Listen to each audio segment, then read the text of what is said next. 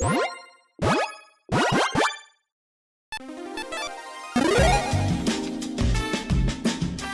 and welcome to the Commander's Quarters. I'm your host Mitch, glad to have you here. Here at the Commander's Quarters, we're all about Commander on a budget. Today we have an episode of Commander's 2 Cents. On episodes like these, I give you my own personal take on topics about the format in general and current news. This show and episodes like this one are possible thanks to viewers like you. If you're looking for an easy way to help support this show, make sure that you like, share, and subscribe. Also, hit that bell notification icon so you don't miss any new episodes. And while you're at it, subscribe and review our podcast as well. You can also go check out our playmats and other merchandise at thecommandersquarters.com. Another easy way to support this show is with our TCG player affiliate links. So whether you're buying a deck or individual cards, you can use this general link right here or one in the description. And the final way that you can support this show is by supporting us directly by becoming a patron. There are many benefits to being a patron, and I truly couldn't do this without all of their support.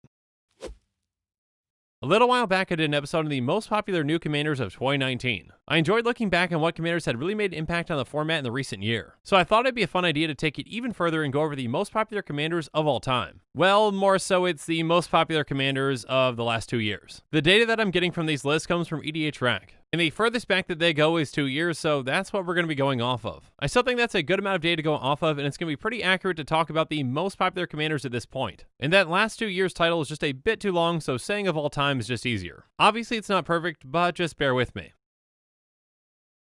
So let's start things off with number 10. And the 10th most popular commander over the past 2 years is actually a familiar face, and that would be Golos Tireless Pilgrim. Currently, Golos has just under 2,000 decks built around it, and it's $2.51. Golos is a 3/5 scout that costs 5. When it enters the battlefield, you may search your library for a land card, put that card onto the battlefield tapped, and then shuffle your library. And then by paying 2 in Woolburg, you exile the top 3 cards of your library. You may play them this turn without paying their mana cost. Now, Golos actually finished second in the 2019 rankings, but more and more people are building around Golos, and for good reason. Golos gives you a lot of options, especially because it's 5 colors. You can focus on that ETB and take in a land's direction, or you can also focus on casting really big spells off the top of your library. I think the more powerful of the 2 directions is definitely the latter. So if you want to take it in that direction, I recommend cards like Amanatu's Augury, Early Harvest, and Reclaim. Amanatu's Augury can help you cast even more big spells for free. Cards like Early Harvest can untap your lands to get you another activation or 2 from Golos. And then Reclaim can get you another card back on top that you can then cheat out with Golos. Golos is one of my personal favorites, so I'm pretty excited that it made this list. But now it's time for us to move on to number 9.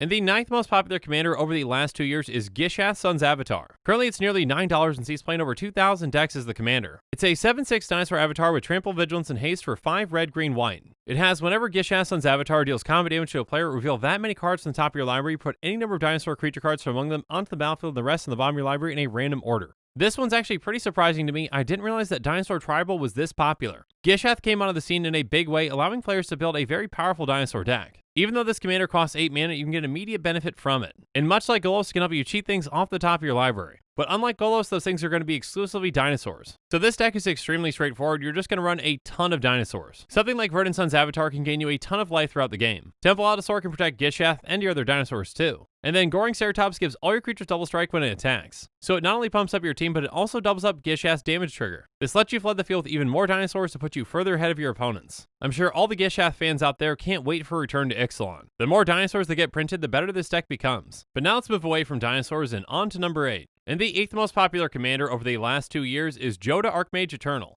Currently, Jodah is only 37 cents and is the commander for 2,067 decks. Jodah is a 4/3 human wizard with flying that costs 1 blue, red, white. He has you may pay Woolburg rather than pay the mana cost for spells that you cast. Jodah is actually one of the first commanders that I built around. And like Golos, he's a ton of fun to pilot because you can take the deck in a lot of different directions. As another 5-color commander that gives you options, it's no surprise that this is popular. And again, like Golos, the direction that I would take this is to cheat on big spells. It's going to be different though because you're going to play them from your hand rather than off the top. Anyway, some cards to consider are in Garruk's Wake, Brass's Bounty, and Conflux. In Garruk's Wake, can destroy all creatures you don't control and all planeswalkers you don't control. Brass's Bounty is going to give you a ton of treasure tokens that you can then use to keep you going. And then Conflux can essentially get you the best 5 cards in your deck. It lets you tutor for 1 white card, 1 blue card, 1 black card, 1 red card, and 1 green card. With this, you can easily get the right combination of cards to finish out the game. Again, Jodah is a ton of fun to play, and if you haven't tried him out, I recommend giving it a try.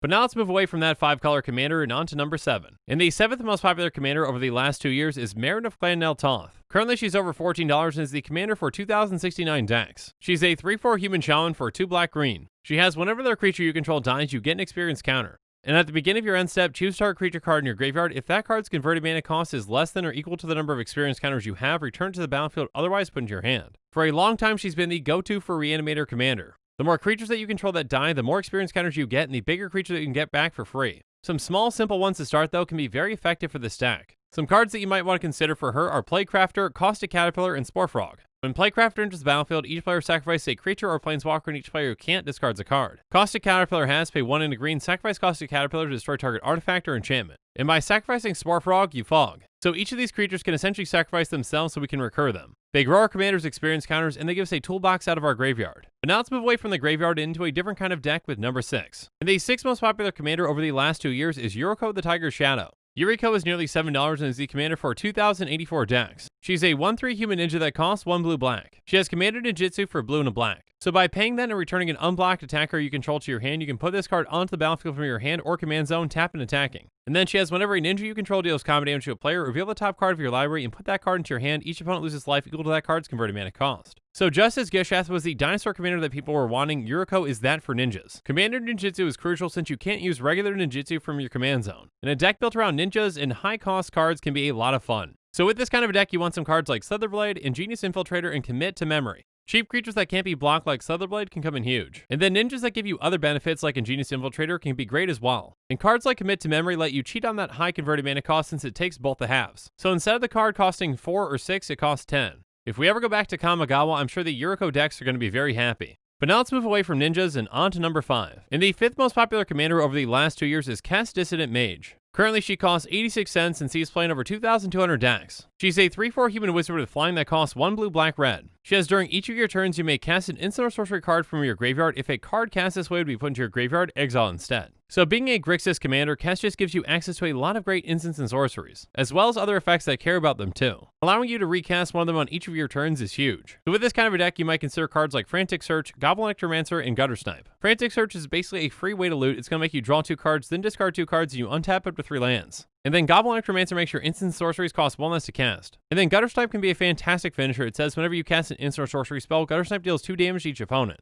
Many players love this kind of a spell slinger deck, and Kess is a fantastic pick for that build. But let's move on from spell slinger to a different kind of deck at number 4. And the 4th most popular commander over the last 2 years is Lord Windgrace. Lord Windgrace is currently $3.55 and is the commander for 2,343 decks. Lord Windgrace is a planeswalker that starts off with 5 loyalty and it costs 2 black, red, green. His +2 is discard a card, then draw a card. If a land card is discarded this way, draw an additional card. His -3 is return up to 2 target land cards from your graveyard to the battlefield. And his -11 is destroy up to 6 target non-land permanents, then create 6 2/2 green cat warrior creature tokens with Forest Walk. And of course he has the text, Lord Windgrace can be your commander. This commander synergizes very well with a land matters graveyard-centric deck. It can not only get lands into your graveyard, but can also get them out of there too. So some cards to consider with this commander are Rampaging Balos, Harrow, and Mina and Den. Rampaging Balos has whenever a land comes into the battlefield under your control, you may create a 4/4 green beast creature token. This and other landfall triggers can come in huge for this deck. And then Harrow lets you sacrifice land to get 2 lands into play untapped. Mina and Den let you play additional lands as well as get lands back to your hand if you need to. The more cards that synergize with lands for this deck, the better.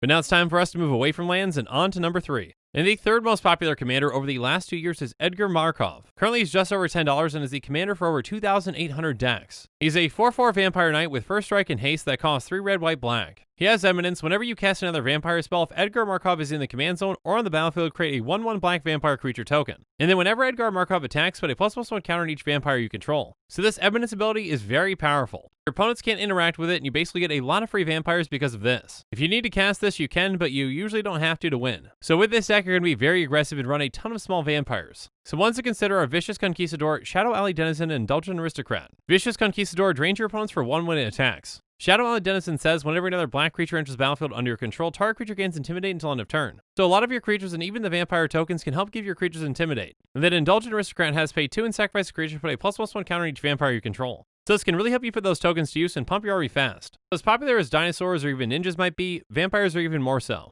But now let's move away from tribal decks and on to number 2. And the 2nd most popular commander over the last 2 years is Atraxa Praetor's Voice. Currently Atraxa is over $24 and is the commander for over 3,300 decks. She's a 4/4 Angel Horror with Flying, Vigilance, Death Touch, Lifelink that costs green, white, blue, black. And she has at the beginning of your end step, Proliferate. Atraxa is a powerful commander that has been popular for a very long time. With that Proliferate effect, you can take her in a lot of different directions. You can build a Super Friends deck around her, or a +1/+1 counters build, or a -1/-1 counters build. There are other options as well, but if you want to build around +1/+1 counters, you might want to consider Astral Cornucopia, Evolution Sage, and Forgotten Ancient. Something like Astral Cornucopia can actually generate you more mana the more that you proliferate. And then something like Evolution Sage can help you proliferate even more. Forgotten Ancient is a fantastic way to spread around some +1/+1 counters to all of your creatures. Again, Atraxa is very powerful and can be taken in a lot of different directions, but she still wasn't able to take the top spot. So now it's time for us to move on to number 1. And the most popular commander over the last 2 years is Muldrotha the Gravetide. Currently, Muldrotha is just under $8 and is the commander for over 3,500 decks. She's a 6/6 elemental avatar that costs 3 black, green, blue. She has, during each of your turns, you may play up to 1 permanent card of each permanent type from your graveyard. So Muldrotha essentially turns your graveyard into an extra hand. As long as you're playing a lot of different types of permanents, you're always going to have a lot of options to cast from there. She's powerful and versatile, and she deals with the graveyard, and that's probably why she came in at number 1. So with the Muldrotha deck, you want to consider a lot of permanent cards, including Mirror Phantasm, Seal Primordium, and Nevermoral's Disc.